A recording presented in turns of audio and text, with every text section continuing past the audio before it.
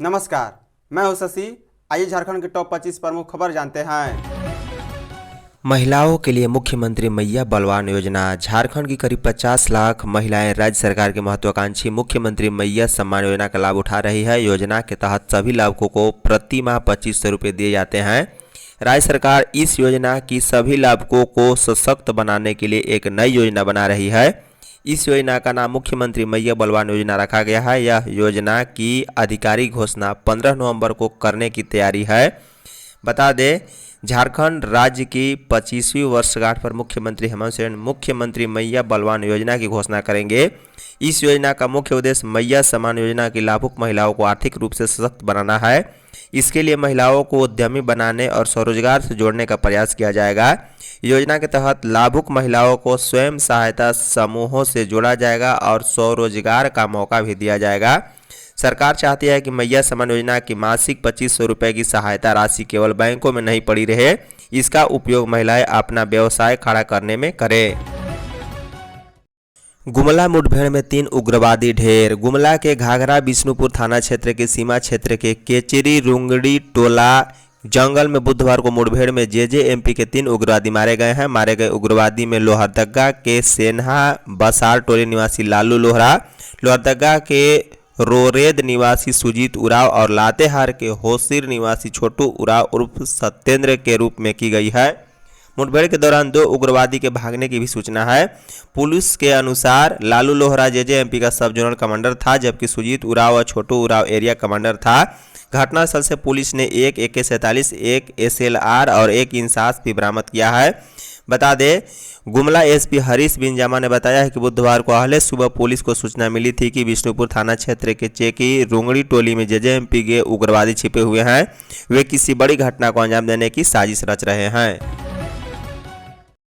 TET परीक्षा को लेकर शिक्षा सचिव को किया तलब। झारखंड में वर्ष 2016 से टेट का आयोजन नहीं करने और टेट पास करने वालों की वैधता आजीविका करने पर हाई कोर्ट ने नाराजगी जताते हुए गुरुवार को शिक्षा सचिव को हाजिर होने का निर्देश दिया है।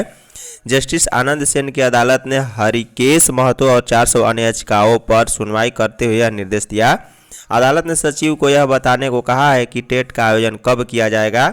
याचिका दायर करने वाले प्रार्थी सी टेट पास हैं। सुनवाई के दौरान अदालत को बताया गया कि सुप्रीम कोर्ट ने शिक्षा नियुक्ति में सिर्फ जेटेट पास करने वालों की ही योग्य माना है और सी टेट और झारखंड के वैसे अभ्यर्थी जो दूसरे राज्य से टेट पास है उन्हें अयोग्य माना है।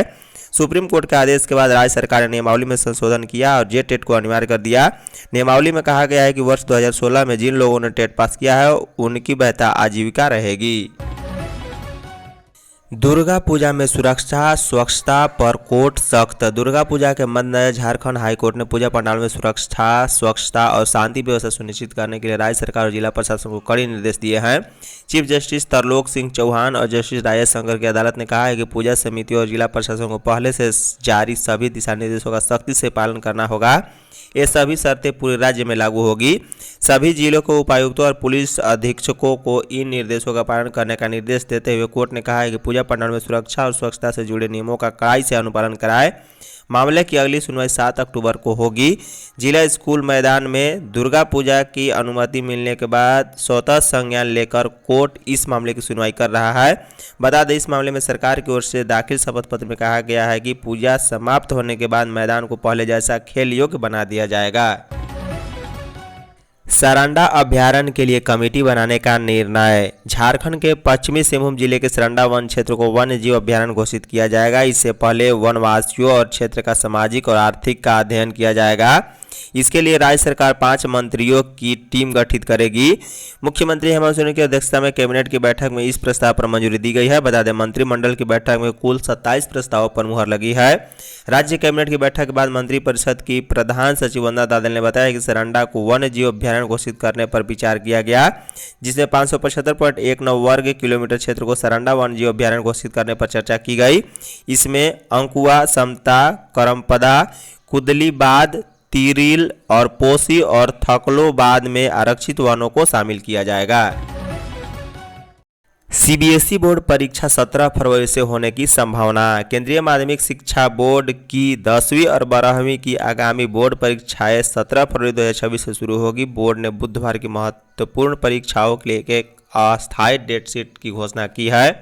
यह पहली बार है कि कक्षा 10वीं की बोर्ड परीक्षाएं एक शैक्षणिक सत्र में 2 बार आयोजित की जाएगी। सीबीएसई के परीक्षा नियंत्रक संयम भारद्वाज ने कहा है कि कक्षा 12वीं की बोर्ड परीक्षाएं 17 फरवरी से 9 अप्रैल 2026 तक आयोजित की जाएगी। वहीं 10वीं बोर्ड का पहला संस्करण 17 फरवरी से 6 मार्च 2026 तक आयोजित किया जाएगा, जबकि दूसरा संस्करण 15 मई से 1 जून तक आयोजित किया जाएगा। भारत और 26 अन्य देशों से कक्षा 10 और 12 के लगभग 45 लाख छात्रों के 204 विषयों की परीक्षा में शामिल होने की उम्मीद भी है। झारखंड मौसम 5 दिन तक बादल बारिश के आसार। रांची समेत झारखंड में अगले 5 दिनों तक बादल छाए रहेंगे। कई जिलों में बारिश का पूर्वानुमान भी है।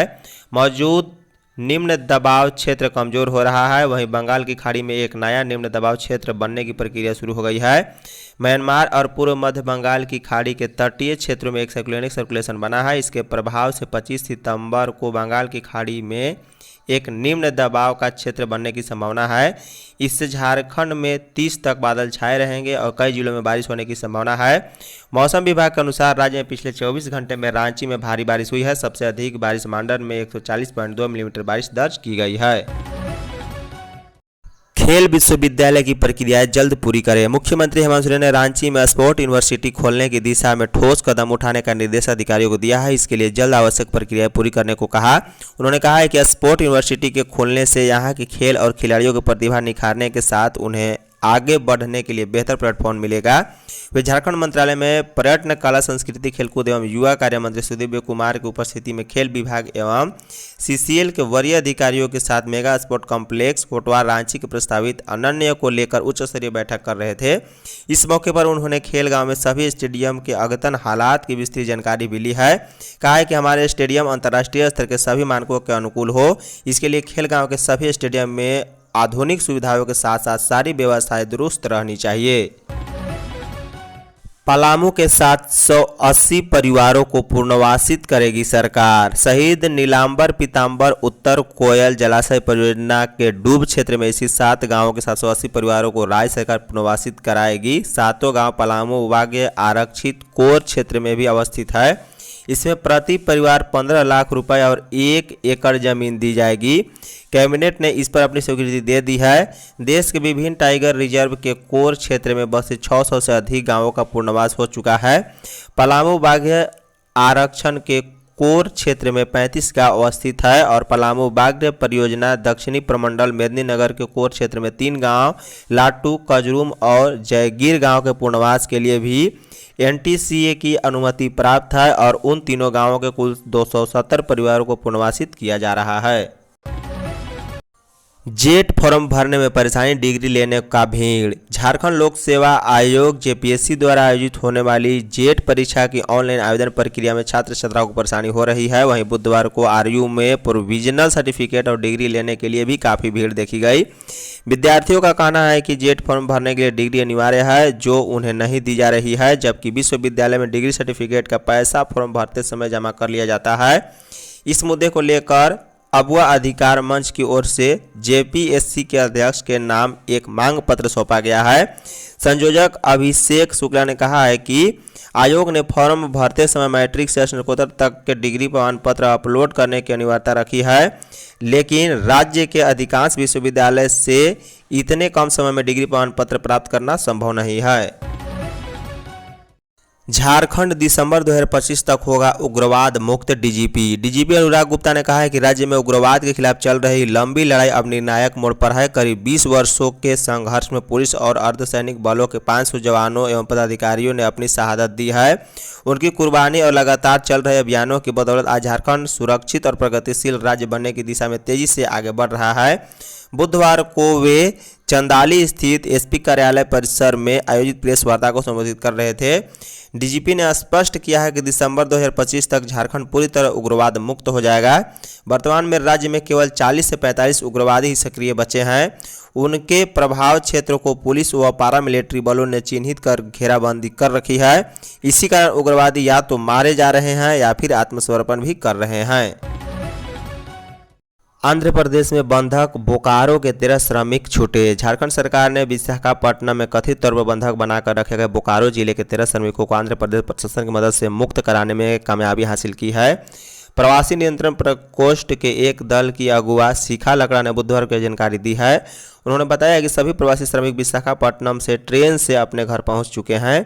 शिखा लकड़ा ने बताया कि हमें 18 सितंबर 2025 को सूचना मिली कि बोकारो जिले के सोनपुरा पंचायत के 13 प्रवासी मजदूर विशाखापट्टनम स्थित एक निजी रसायन फैक्ट्री में अजीत टुडू के नेतृत्व में धर्मेंद्र कुमार के ठेके के अंतर्गत काम करने लाए गए थे।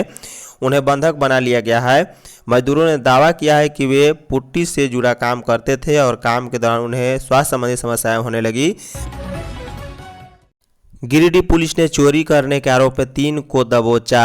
गिरिडीह जिले के पचम्बा थाना क्षेत्र अंतर्गत चौताडीह स्थित मध्य विद्यालय में हुई चोरी की घटना का पुलिस ने सफल उद्भेदन कर लिया है।